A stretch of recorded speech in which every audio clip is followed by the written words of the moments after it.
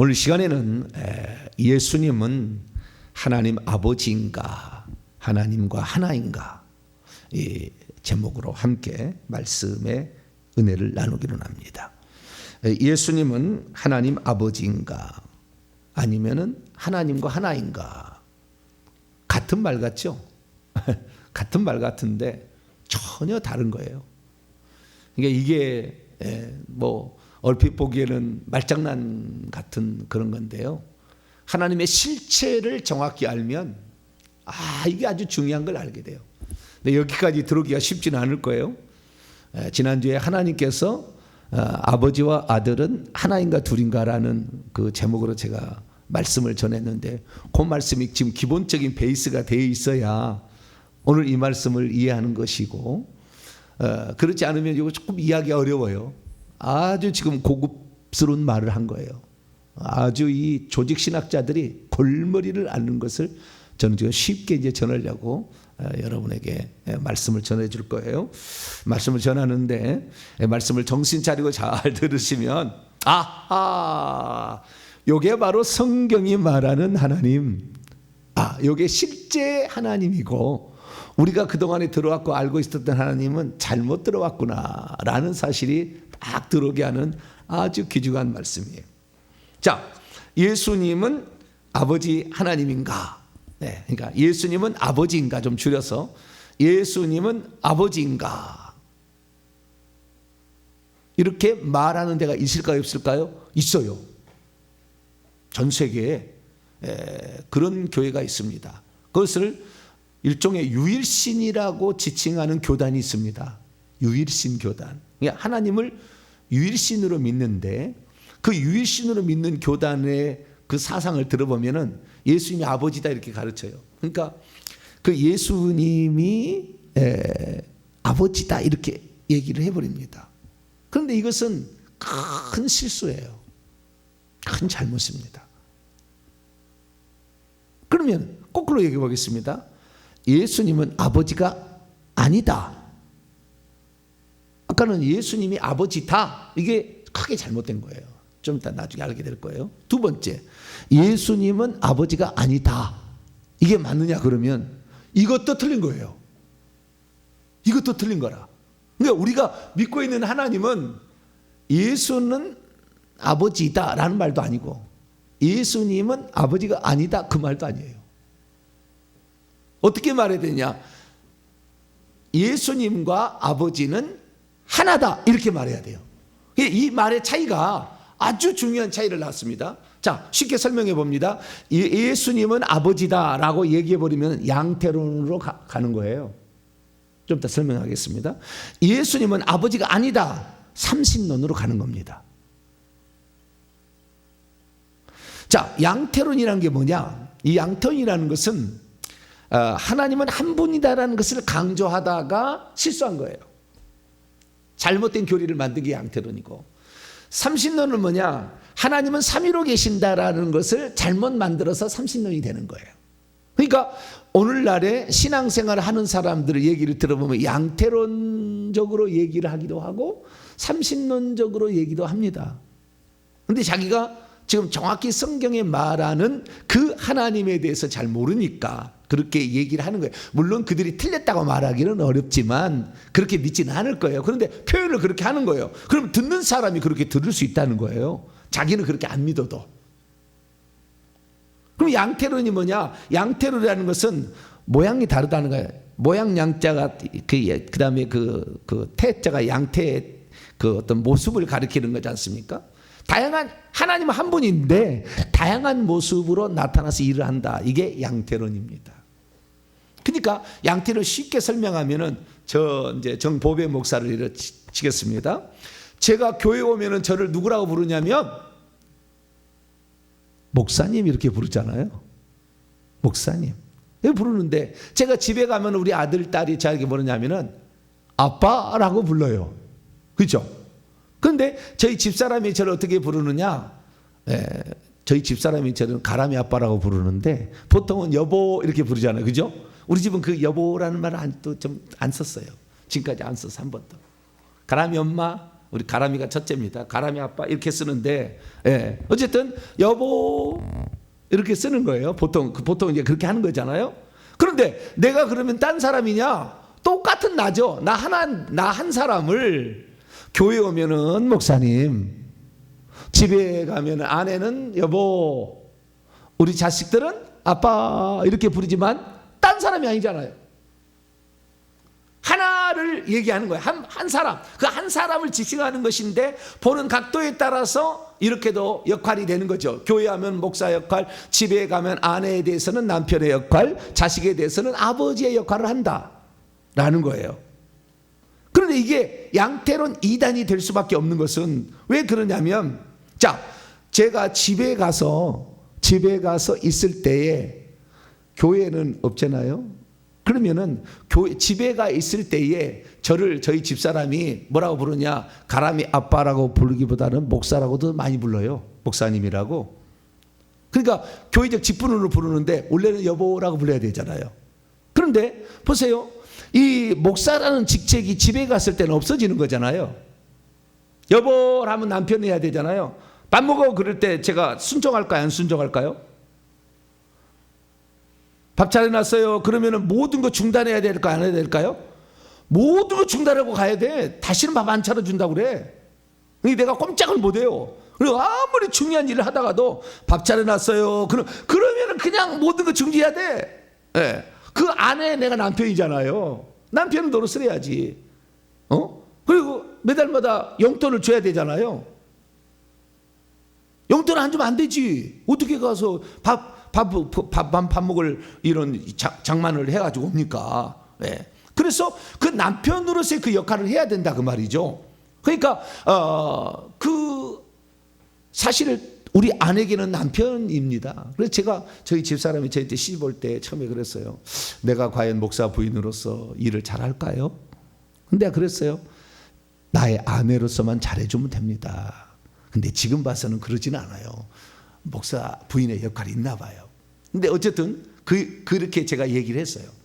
그래서 그러니까 이 양털의 특징은 뭐냐면은 한 곳에 어떤 역할을 하면 다른 곳은 그 역할을 못 한다는 거예요.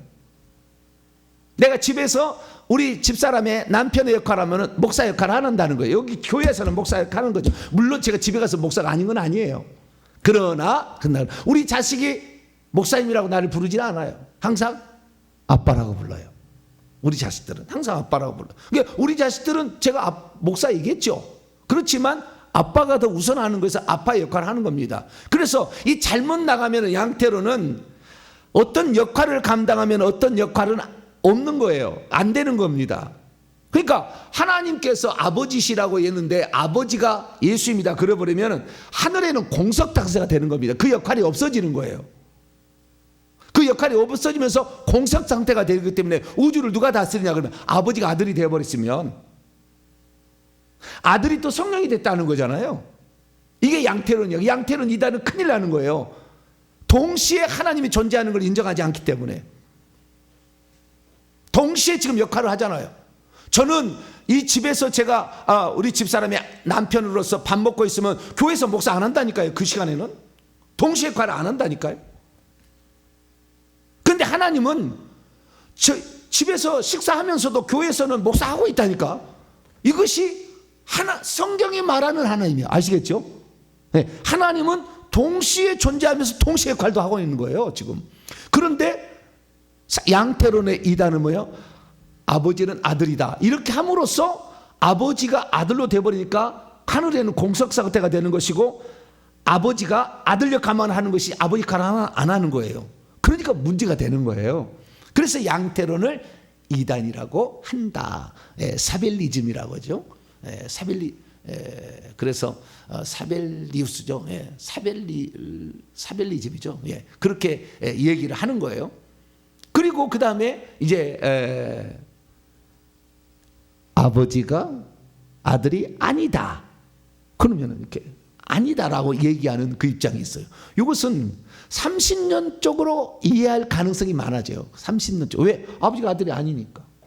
아버지가 아들이 아닐 뿐만 아니라 아들이 성령이 아니고 성령이 성부가 아니다라고 얘기를 합니다. 그건 뭐라고 하냐? 그게 바로 우리의 개신교가 이 개신교에서 삼위일체 하나님을 해석해낼 때 그렇게 말을 해버렸어요. 그러니까 지금까지 개신교의 신앙을 따른 사람은 삼신론적인 생각을 하니까 하나님은 한 분이다 그러는 것을 안 받아들이려고 하는 거예요. 오직 여호와 한 분만이, 그분만이 창조주고 오직 여호와 한 분만이 구원자다. 나 외에 다른 신이 없느니라. 이후에도 없을 것이고 이전에도 없었다. 이사야 41장 10절에서 11절 말씀을 개신교인들은 안 받아들이려고 그래. 여호와만 하나님이야, 예수도 하나님이지, 이렇게 생각하는 거잖아요. 그래서 잘 안 받아들이려고 그러는 거예요. 하나님 한 분이라고 하면 이단시하려고 그러는 거예요. 그래서 뭐라고 하느냐, 지금 우리가 어떤 문제를 일으켜가지고 그 사람을 신문하게 될 때 교회 가면은 삼위일체 하나님을 믿습니까? 물어봐요. 근데 삼위일체 하나님을 믿습니까? 그럴 때 믿는다. 뭐 저에게 물어도 저도 믿는다고 얘기합니다. 당연히. 그게 맞는 얘기인데 그것을 해석을 개신교에서는 잘못해놨어요. 그렇기 때문에 저는 이렇게 말하고 싶어요. 나에게 삼위일체 하나님을 믿습니까? 라고 묻지 마시고 성경 66권에 기록된 하나님을 그대로 믿습니까? 이렇게 물어주시오. 저는 나에게 그렇게 혹시 내가 묻는다면 나는 그렇게 다 얘기할 거예요. 성경 66권에 말씀하는 그대로 물어주시오. 여기를 믿느냐 안 믿느냐고. 저는 하늘이 두 쪽 나도 이 성경 66권에 나와 있는 이 말씀대로 나는 믿습니다. 나는 이렇게 얘기할 거예요. 그러니까 묻는 사람의 입장에서 이해하는 그 말이 내게는 다르게 보이기 때문에 하는 거예요. 성경대로 얘기 안 하기 때문에. 이해가 되실런지 잘 모르겠네. 그래서 우리가 처음에는 그러지 않았어요. 니케아 정교회의를 통하여 니케아 신조가 나왔어요. 325년에. 그때 우리는 어떻게 그 신조가 만들어지는지 알게 되냐면은 아리우스 이단 때문에, 아리우스라는 장로가 이 예수님은 피조물이다, 첫 번째 피조물이다. 골로새 1장 15절에 그는 보이지 않는 하나님의 형상이시요 모든 피조물보다 먼저 나신 이시니, 요것 때문에 이것을 해석을 잘못해가지고 예수님이 첫 번째 피조물이다. 예수님이 피조물이면 요한복음 8장 20절에 나는 스스로 있는 자 아니라 얘기했겠으며, 요한계시록 1장 17, 18절에 나는 처음이요 마지막이다 이렇게 얘기했겠어요? 못하지. 스스로 계신 분, 홀로 한 분이시고 영원한 하나님이신 한 분 하나님이 그렇게 얘기하는 거죠. 그런데 어쨌든 니케아 신조 때 어떻게 결정했느냐, 우리는 한 분 하나님 전능하신 아버지, 보이고 보이지 않는 모든 것을 지으신 분을 믿는다. 이렇게 한 분 하나님에 대해서 정의를 했어요. 그런데 그 한 분 하나님은 하나님의 아들이자 아버지로부터 나오신, 아버지의 본질로부터 나오신 홀로 나신 독생자이시다. 그래서 이 하나님으로부터 비롯된 참 하나님, 하나님으로 비롯된 빛으로 나온 참 빛, 이런 식으로 정의를 함으로 결국에 이 말은 예수님이 아버지와 동일 본질이다 이렇게 했어요. 그리고 콘스탄티노플 종교회를 통해 성령님도 하나님이다. 우리는 성령, 주님이시며 살리신 분, 아버지로부터 나오신 아버지와 함께 경배를 받고 영광을 받으시는 분, 예언자들을 통해 말씀하신 분을 믿는다. 이렇게 함으로써 성령도 하나님이다. 그래서 이 381년 콘스탄티노플 종교회의를 통해 나온 콘스탄티노플 신조와 니케아 신조를 통해 우리는 하나님이, 예수님도 하나님이고 성령도 하나님이다 이게 나왔어요. 그런데 그 다음부터 이제 문제인 거예요. 420년에 450년 아다나시우스 신조를 보게 되면 우리는 삼위일체의 하나님, 곧 하나이신 삼위 하나님을 믿는다. 이때부터 삼위일체란 말이 나왔는데 여기에서 그 아주 위험한기보다는 위험하다면 위험한 거예요. 틀린 건 아닌데 뭐라고 했냐면 누구든지 구원받기를 원하는 사람은 삼위일체를 믿어야 된다 이렇게 얘기한 거예요. 틀린 건 아니거든요. 틀린 건 아닌데 이것을 삼위일체를 어떻게 알고 있느냐, 해석하느냐에 따라서 이 말은 너가 2단이다 3단이다를 이것으로 결정하겠다는 거예요. 그런데 우리 지금 개신교의 상황들은 어떻게 하냐면 우리는 이 개신교에 들어와서 벨직 신앙 고백이라는 것을 우리가 신앙 고백을 하는데, 이 벨직 신앙 고백은 그런 거예요. 성부도 하나님이다, 성자도 하나님이다, 성령도 하나님이다. 근데 성부는 성자가 아니다 해버렸어요. 여기에 성부는 성자가 아니다, 성자는 성령이 아니다, 성령은 성부가 아니다고 얘기하므로 30논적으로 해석을 하고 있고, 그 다음에 창세기 1장 26, 27절에 우리가 우리의 형상대로 우리의 모양대로 사람을 만들자, 그때 우리는 성부, 성자, 성령 회의했다 해버렸어요. 그렇게 해석을 해놔버렸다고. 잘못된 해석인데. 그러니까 오늘날에 지금 개신교에서 누군가가 예를 들어서 이단 무슨 문제 연구에 가가지고 당신 삼일째 하나님 믿습니까? 라고 했을 때는 이미 이런 해석을 해놓은 이 말을 믿느냐고 물어보는 거예요. 그래서 그걸 안 믿으면 이단이라고 하는 거예요. 잘못된 것인데 성경은 정확히 삼일째 하나님이 맞다고 얘기하고 있습니다. 그러나 해석을 잘못함으로 말미암아 삼신론적으로 가는 거라니까요. 아까 얘기했지 않습니까? 예수는 아버지이다 해버리면 양태론이요. 똑같은 분이 왔다 갔다 역할만 바꾸고 있어. 그런데 예수님이 아버지가 아니다 라고 얘기를 해버리면 삼신론적으로 가는 거죠. 왜냐하면 완전히 이게 다루는 거니까. 그런데 그렇게 하면 안 되니까 하나님은 한 분이지만 삼위로 계신다라는 말을 넣어가지고 보충을 해놨어요. 보충을 해놨는데 아니다라는 말을 이 개신교의 신앙고백에서 써버림으로 말미암아 삼신론적으로 지금 다 받아들이기 때문에 일반 교회에서는 당연히 예수님도 하나님, 성령님도 하나님, 성부도 하나님, 삼위일체 하나님은 세 분 하나님이 있다 이렇게 알고 있다는 거예요. 다 세 분 하나님이 있다 이렇게 아는 거예요. 한 분이다라는 생각을 못 한다니까요. 끝까지. 그러면 예수님도 그냥 하나님의 아들이죠. 이제 그렇게 얘기하는 거예요. 이제. 그래서 우리는 정확히 알아야 되는 거예요.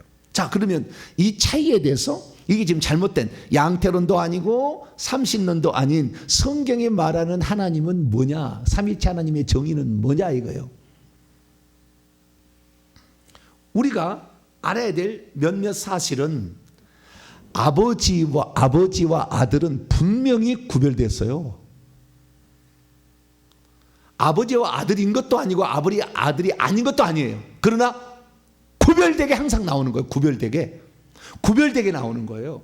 이 구별되게 나온다는 말은 이 분명하게 어떤 그 역할도 다르면서 동시도 존재하는 그러나 한 분이심을 드러내는 표현입니다.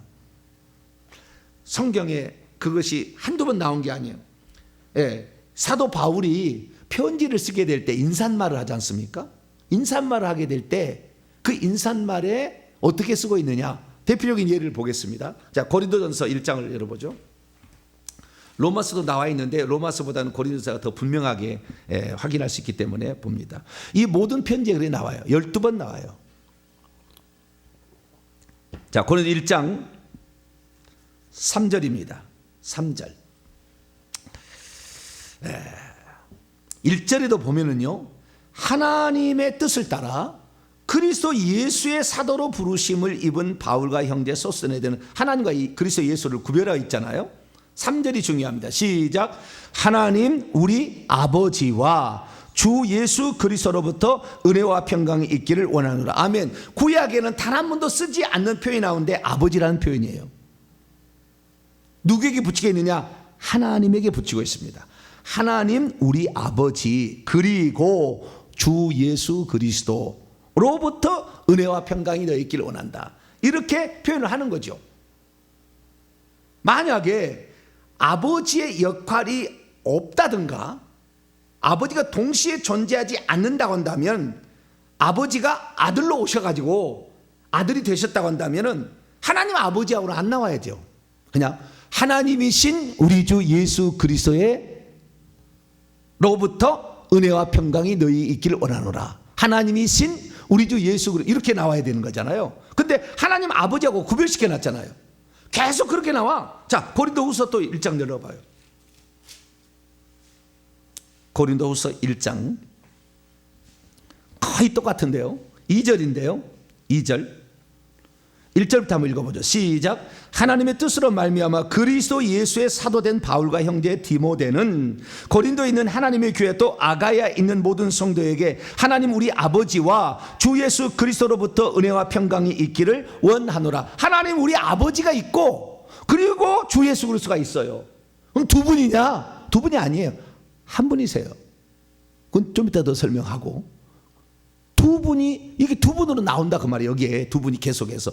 그 밑에 3절을 읽어보면 깜짝 놀래요. 깜짝 놀래. 그 3절 읽어봅니다. 시작. 찬송하리로다. 그분은 우리 주 예수 그리스도의 하나님이시오, 자비의 아버지시오, 모든 위로의 하나님이시다. 예수 그리스도의 하나님, 예수 그리스도의 아버지 하나님을 그렇게도 얘기한다고 말이에요. 그러면 예수 그리스도 자신이 아버지라고 한다면 이렇게 못 쓰죠. 예수 그리스도의 아버지라고 못 쓰죠. 아버지가 예수님이었다고 한다면 그렇게 못 쓰잖아요. 다르다 이거예요. 구별되었다 이거예요. 이름도 달라요. 하나님 아버지라고 불렀을 때 그때 그 이름은 신성만 가지고 있을 때 하나님의 영역을 가리켜 있는 것으로 여호와라고 얘기하는 것이고, 아들로서 예수님을 얘기할 때는 아들은 인성을 취하신 그분이기 때문에 이때는 예수라고 부르죠. 그래서 아버지의 이름과 아들의 이름은 다르게 됩니다. 구약에는 아버지와 아들로 따로 구별되지 않았어요. 아직 아들이 출현하지 않았기 때문에. 그래서 그 한 분 하나님의 이름을 굳이 세상에 표현돼서 일하시고 세상에 표현돼서 계시하실 때는 당신의 이름을 여호와라고 했죠. 그러나 신약에 들어서 아들이 예수님이 된과 동시에 그때 구약에 활동했던 그분을 여호와라고 지칭하게 되는 거죠. 그래서 굳이 따지자면 아버지가 이제 여호와라고 지칭되는 겁니다. 그래서 두 가지 이름이 있는 거예요. 자, 요한계시록 3장을 보겠습니다.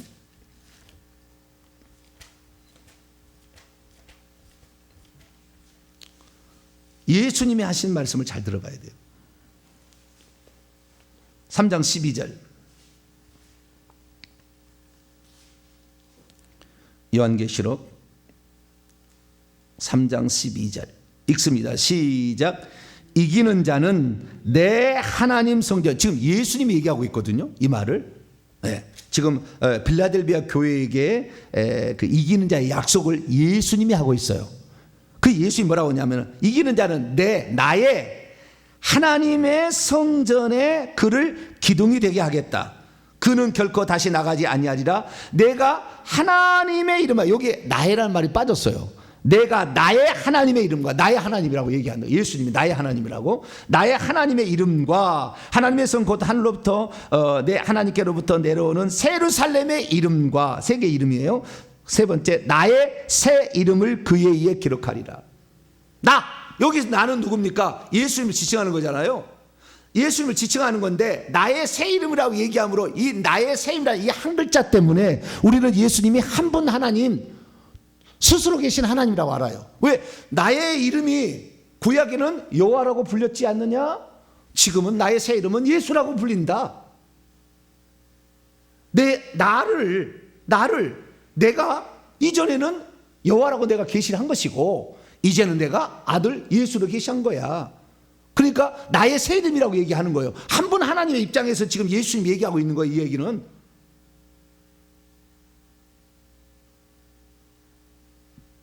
그러니까 우리가 하나님의 이름도 굳이 따지자면 두 가지라고 알 수가 있는 거죠. 여호와, 그 다음에 예수. 근데 제가 이틀 동안의 말씀을 증언했지 않습니까? 그 여호와께서 육신을 입고 아들로 오시면 예수님이다. 그래서 예수라는 이름의 뜻은 여호와가 구원하러 오셨다. 마태복음 1장 21절 23절에 하나님이 우리와 함께 계시기 위하여 우리를 구원하러 오셨다. 그래서 여호와가 곧 예수입니다. 이렇게 해도 틀린 건 아니다 얘기했죠. 왜? 한 분 하나님의 이름을 여호와라고 얘기하는 거니까. 아버지의 이름을 여호와라는 것은 나중에 아들 때문에 어쩔 수 없이 얘기한 것이고, 원래는 한 분 하나님의 이름이 여호와였고 한 분 하나님의 이름이 예수였던 거죠. 구약에는 한 분 하나님의 이름이 여호와로 계시된 것이고 신약에는 한 분 하나님의 이름이 예수로 계시된 거죠. 그런데 이제 아들을 예수님이라고 얘기하니까 그러면 아버지는 뭐라고 하냐? 아버지의 이름을 여호와라는 말이 성경에 단 한 번도 안 나와요. 아버지 이름이 여호와라는 말이 한 번도 안 나와. 하나님의 이름이 여호와라고 나오지. 아시겠죠? 이해를 잘 하셔야 돼요. 자, 마태복음 28장에 보세요. 그래서 우리는 지금 이 충격적인 말을 우리는 예수님부터 듣게 되는 거예요. 마태복음 28장 19절입니다. 마태복음 28장 19절 읽습니다. 시작. 그러므로 너희는 가서 모든 민족을 제자로 삼아 아버지와 아들과 성령의 이름으로 세례를 베풀고. 누구라고요? 아버지와 아들과 성령의 이름. 다 정관사가 붙었습니다. 아버지, 그 아들, 그 성령의 이름인데 이름들이 아니고 단수예요. 이름은. 그러면 이 이름은 아버지의 이름도 되고 아들의 이름도 되고 성령의 이름도 된다 그 말이에요.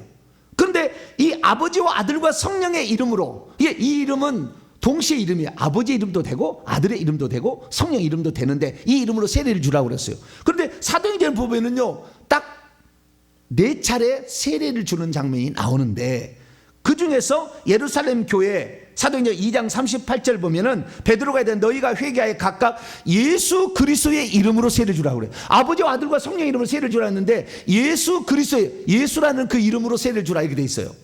사마리아 교회 사도행전 8장 16절 보면은 오직 주 예수의 이름으로 세례를 받았다. 여기도 예수 이름으로 세례를 받았다고 그러고요.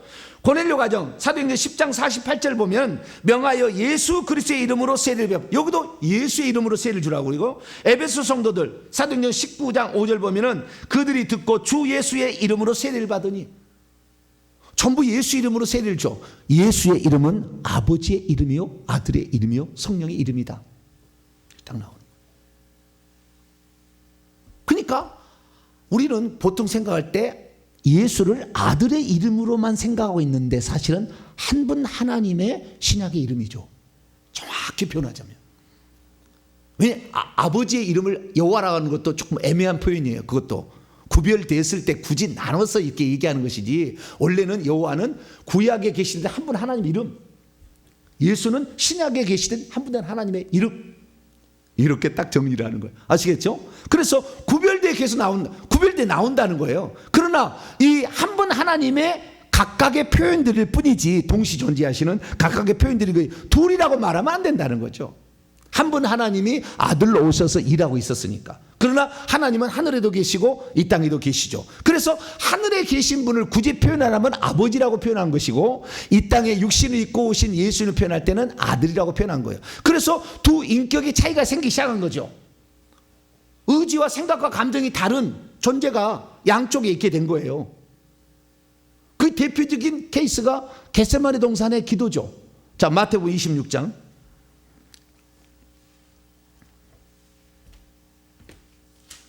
마태복음 26장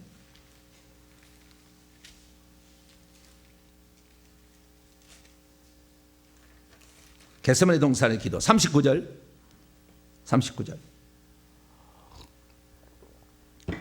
있습니다. 시작. 조금 나아가서 얼굴을 땅에 대시고 엎드려 기도하여 이르시되 내 아버지여, 만일 할만하시거든 이 잔을 내게서 지나가게 하옵소서. 그러나 나의 원대로 마시옵고 아버지의 원대로 하옵소서. 여기 나는 예수입니다. 36절에 이에 예수께서 겟세마네 동산에서 기도하니까 예수께서 하나님 뭐라고 하냐, 내 아버지여 그러잖아요.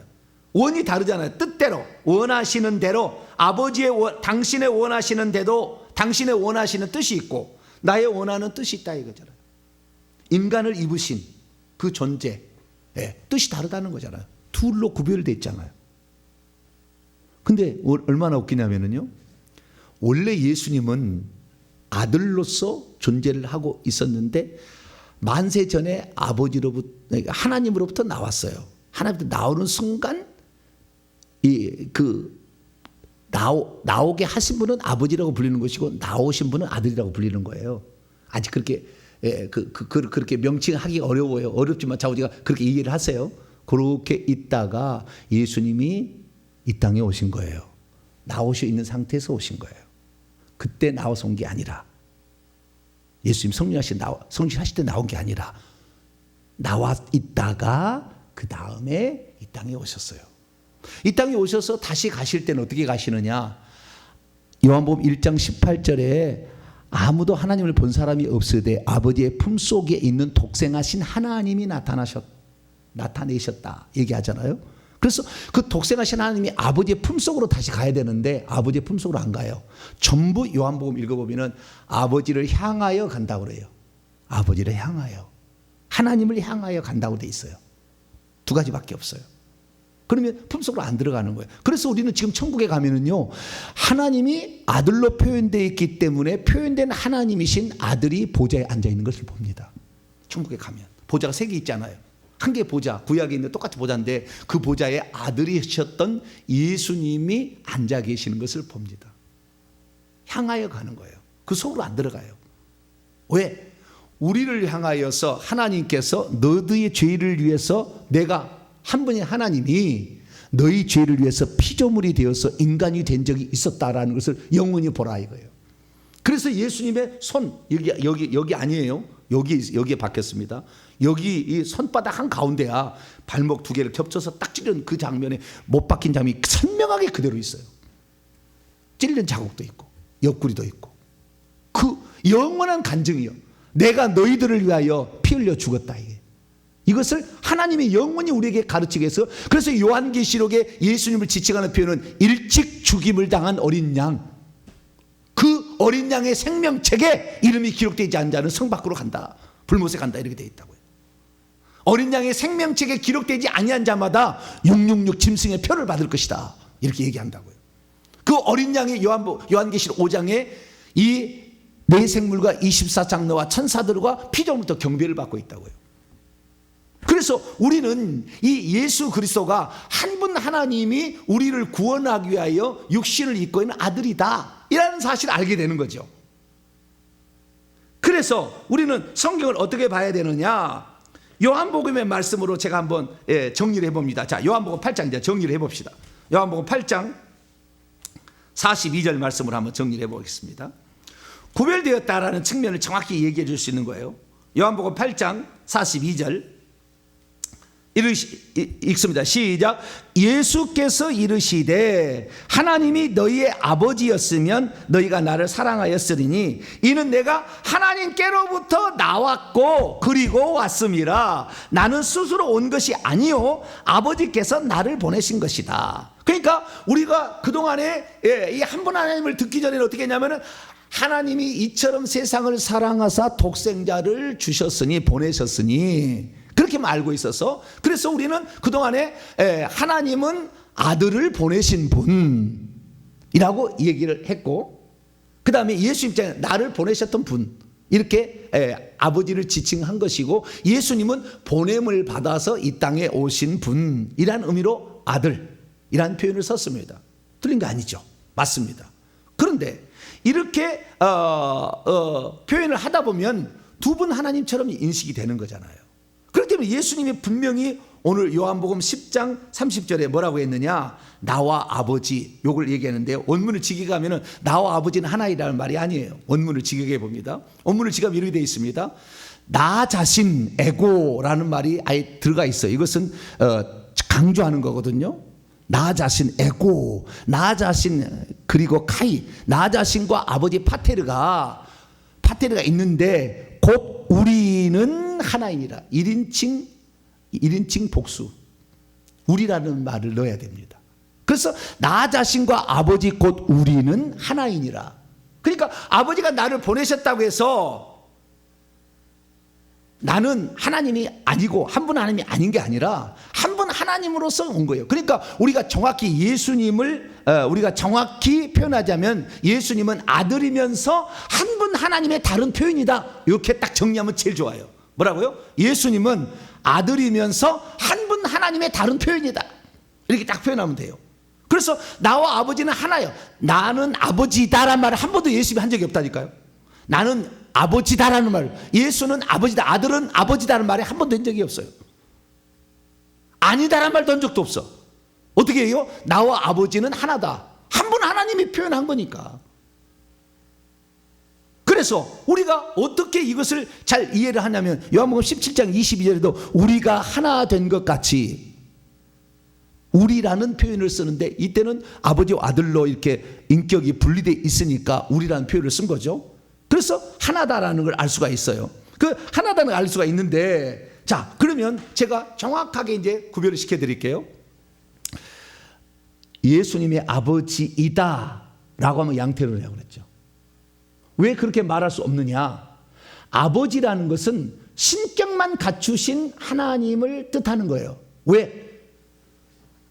원래는 하나님이 여호와로 한 분이셨는데 그 한 분이 육신을 입고 오셨으면 동시에 존재하게 된 거잖아요. 육신을 입고 있을 때는 그 아들이라고 하잖아요. 이게 육체를 입으신 인간 100%까지 취하신 그 상태에 하나님을 지칭하는 표현이 아들이라면, 아버지는 인간을 취하지 않는 신성의 영역만을 지칭하는 표현으로 바꿔지는 거예요. 그러니까 육체를 취하신 적이 없는 하나님, 육체의 본성을 가지고 있지 않는 하나님, 이때를 아버지라고 표현하는 것이고, 육체를 가지고 있는 그 하나님, 육체의 본성이 들어있는 하나님을 아들이라고 표현했기 때문에 십자가에 죽으신 것은 아버지가 죽은 것이 아니라 아들이 죽은 거라. 이게 가장 중요한 거예요. 양태로는 뭐냐? 아버지가 육신을 입어서 아들로 와서 죽었대요. 아버지가 죽었다고 해요. 성부 권한설, 이게 이단인 거예요. 신성은 절대 죽을 수가 없어. 하나님은 영이시니 그에게는 죽지 아니함이 있고 아무도 볼 수 없는 자예요. 그런데 아버지가 우리 죄를 위해서 우리가 다른 걸로 말미암아 살 수가 없잖아요. 흠없는 재물이 없어요. 왜냐하면 아담과 하와의 이 후손들은 전부 죄인이니까. 그래서 하나님께서 흠없는 재물이 되시려고 인간으로 오셨어요. 죄가 없으셔. 그에게는 죄가 없죠. 그래서 그분이 오셔서 죽었기 때문에 우리가 십자가에 죽으신 것은 아들이 죽었다, 예수가 죽었다는, 그리스도가 죽었다라고 말할 수 있지만 아버지가 죽었다고 말할 수 없는 거예요.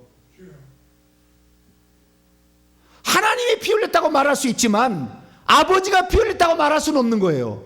그래서 성부 고난설이라는 게 이단인 겁니다. 성부 고난설이 있었거든요. 양태론적 이단이. 하나님이 죽을 수 있어요, 없어요? 못 죽어요.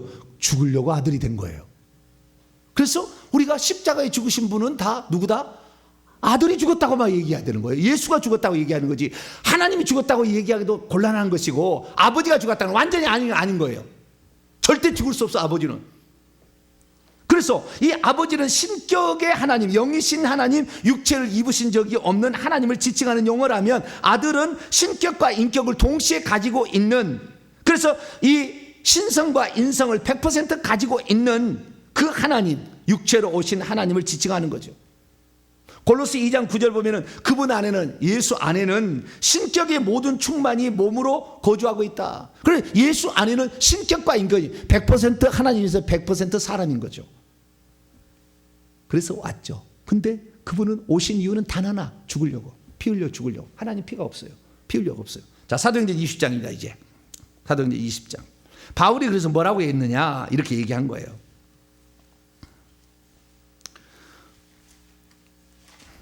오늘 얘기는 신학교 가서 이렇게 얘기하는 신학교가 아마 없는 걸로 제가 알고 있어요. 이렇게 안 알려줘. 그냥 평생 헷갈려. 평생. 자, 사도행전 20장 28절. 여러분은 아주 고급스러운 지금 공부를 한 거예요. 자, 사도행전 20장 28절 시작. 여러분은 자기를 위하여 또는 온 양떼를 위하여 삼가라. 성령이 그들 가운데 여러분을 감독자로 삼고 하나님이 자기 피로 사신 교회를 보살피게 하셨느냐. 한 분 하나님이 자기의 피로 아들로 오셨잖아요. 그러니까 아들의 피로.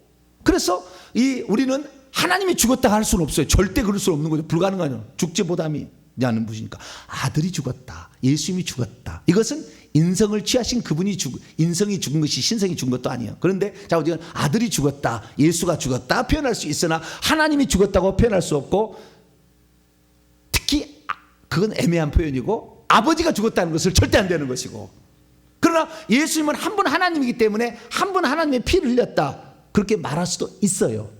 그래서 하나님이 자기 피로 사신 교회라 표현을 쓴 것이지, 아버지가 자기 피로 사신 교회, 아버지가 죽었다 이렇게 표현을 쓸 수는 없는 거라 이거예요. 이해가 되셨죠 이제? 아하, 그러니까 아버지가 아들이다, 틀린 거예요 표현이. 그러면 아버지가 아들이 아니다, 이것도 틀린 거예요. 한 분 하나님이 아닌 것으로 인식시킬 수 있으니까 이것도 틀린 거라. 그래서 나와 아버지는 하나이다, 항상 그렇게 한 것이, 내가 아버지라고 예수님은 안 한 겁니다. 그래서 나는 한 분 하나님의 표현이기 때문에 굳이 표현하자면 이제 이렇게 표현한 거예요. 나와 아버지의 하나라는 의미는 무엇인가? 나를 본 것은 이미 아버지를 본 것과 같다, 이렇게 표현한 거예요. 나는 아버지다라고 표현하지 아니하고.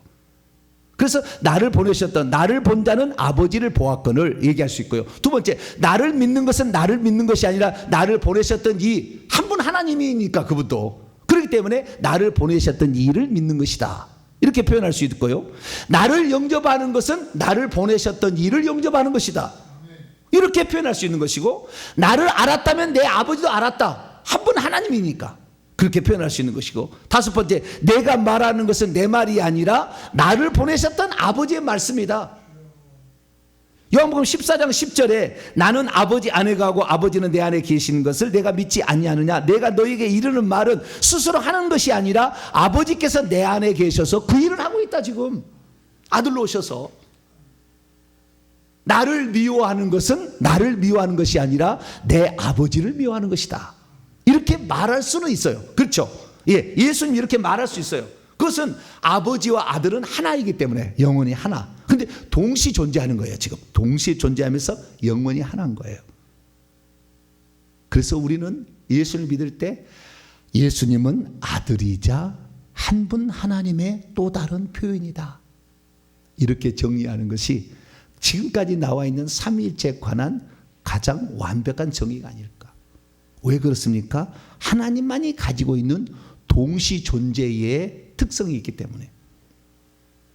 언제나 내가 집에 가면은 아내 남편 역할밖에 못하고 목사 역할 못하고 있잖아요. 그러나 하나님은 목사 역할도 하고 있고 남편 역할도 하고 있고 아빠 역할도 하고 있으면서 동시 존재가 가능하니까, 동시 존재도 가능하고 동시 역할도 가능한 거예요. 이것이 바로 하나님의 특징이다. 이분을 우리가 믿고 있는 것이다. 할렐루야. 이것이 삼위일체에 관한 완벽한 정의입니다. 지금까지 나와 있는. 지금까지 나와 있는 건 아니에요. 제가 지금 정의를 한 건데 이것이 성경이 가르쳐준 바를 하나도 틀리게 얘기하지 않는 건데, 모든 것은 다 성령께서 저게 가르쳐준 것이지 제 입에서 단 하나도 이거 나올 수 없다. 오직 이건 성령께서 가르쳐준 이 비밀이지 저는 아주 평범한 사람이에요. 오직 주님께만 영광을 돌립니다. 기도하겠습니다. 거룩하신 하나님 감사합니다. 우리가 믿고 있는 하나님이 누군가 오늘 살펴보았는데, 아들이면서 하나님 오신 예수님 우리가 믿는 것이고, 이 모든 것은 한 분 하나님이 행하고 있는 것을 믿습니다. 영원히 한 분 하나님만이 구원자임을 저희들은 믿습니다. 그 예수님을 영원히 믿고 따라가게 도와 주시옵소서. 우리 주 예수 그리스도의 이름으로 기도하옵나이다.